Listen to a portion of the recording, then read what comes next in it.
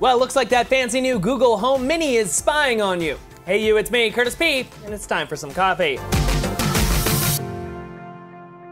Google has announced they're working to resolve issues with the brand new Google Home Mini, as reports have surfaced online that the device is always listening to you. Not only is it listening to you at all times, it's also sending all of that information back to Google. A reviewer from Android Police recently noticing that the Google Home Mini he was given by Google to review was constantly trying to answer questions even when not asked to. Instead of listening for the keyword, the device was just always listening to everything and ready to answer at any given moment, whether or not you were actually talking to it. And because of the way the Google system works, it takes that recorded audio file and sends it off to Google to process, to which Google would then send back the appropriate response. So it's not out of the normal here for the device to send information back to Google. The problem is when you're not actually talking to it and it's just like basically a microphone sending everything back to Google. Like, you don't even want it to record right now, but it's just gonna do it. In a video posted on Android Police, you can actually see the device continually flashing the top light. Now, every time the top lights flash, it means the device is listening to you. Now, no surprise here, after the reviewer got in contact with Google, Google was very quick to reply to this, even driving to his house and exchanging the device with 2 brand new ones.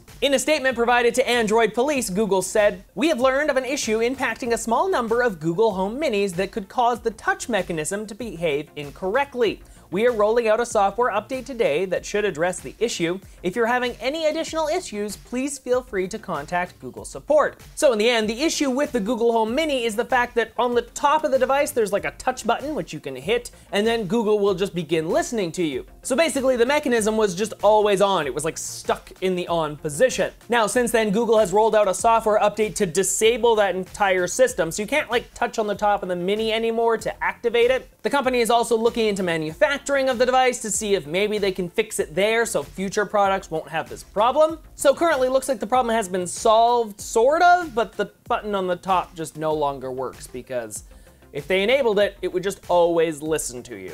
That of course continually raises the issue of having this little tiny like speaker / microphone in your home at all times, just sort of always listening. So my question to all of you, are you kind of concerned about having these devices in your house? Like, you see it over there in the corner, you got the Alexa, you got the Google, whatever, and you're like, I don't know, that thing might be listening to me right now. Or are you completely fine with it just being over there and you're like, nah, it's perfectly safe? I'd love to hear what you have to say in the comment section down below. For myself, personally, I don't have one of those things yet, but there would be a small part of me that was a little concerned. Into some quick related news, everyone. Looks like the iPhone X production is ramping up. Rumors pointing to the company producing up to 400,000 of the new devices every single week. That's up from 100,000 in the previous weeks. Now that still might not be enough to meet the demand though. Apple is expected to sell up to 20 to 50 million brand new iPhone X devices in the coming months. Hyperloop One is getting a rebrand. After announcing a major investment from the Virgin Group, the Hyperloop One will now be known as the Virgin Hyperloop One. Virgin Group founder Richard Branson investing a bunch in the brand new transportation system, even posting a photo on Twitter while visiting the company's recent test track. The Virgin Hyperloop One company is currently valued at over $700 million.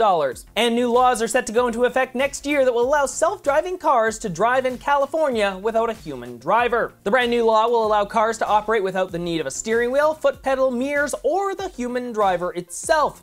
Now, California is a hotspot for self-driving car testing, with companies like Google, Uber, and Tesla all operating in California and working on self-driving systems. The US Congress is also still looking at legislation that would allow companies to build self-driving cars without a steering wheel and foot pedal in the near future, but of course that's stuck in Congress, so that could take years. And the last big story I wanted to talk about today revolves around a Facebook VR stunt that didn't really go as planned. Mark Zuckerberg is in hot water after a recent VR stunt made him look like a heartless billionaire. The Facebook founder appeared as an avatar with Facebook's head of social virtual reality, Rachel Franklin. Facebook thought it would be a good idea to use the Puerto Rico hurricane disaster as a great testing bed to show off Facebook's VR, as the Facebook founder and head of social virtual reality, Rachel Franklin, showed up as avatars over top of the Puerto Rico disaster. Now, not only was this to show off virtual reality, but also to show off Facebook's investment in rebuilding Puerto Rico. But again, no surprise here, the comment section on this live stream was not having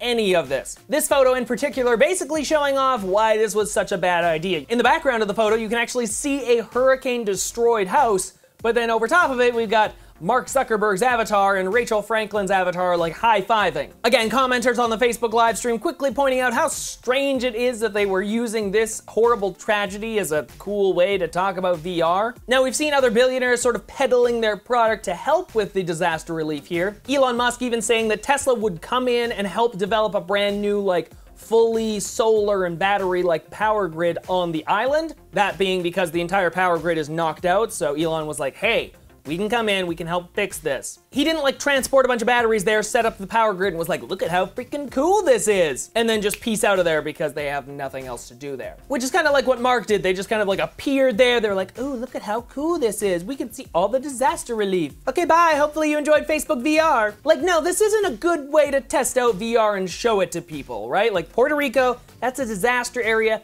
They need lots of help right now. You want to show off your freaking VR? Do it somewhere else, not there. That's not a good place to do it. I don't know, that's just my personal opinion. You can let me know in the comment section down below what you think, but overall, the internet as a whole didn't think this was a good idea, and I side with them on that. This was just a dumb publicity stunt, I guess? I don't know. And with that, we arrive at the end of the video for today, so hopefully you enjoyed it. If you did, make sure you hit up that like button, and of course, subscribe to the channel so you can stay up to date on all of the new videos I post throughout the week. You can also find other videos just like this one on screen right now, so make sure you check those out. Well, until Monday, everybody, I'm Curtis Paradis. Have an amazing weekend.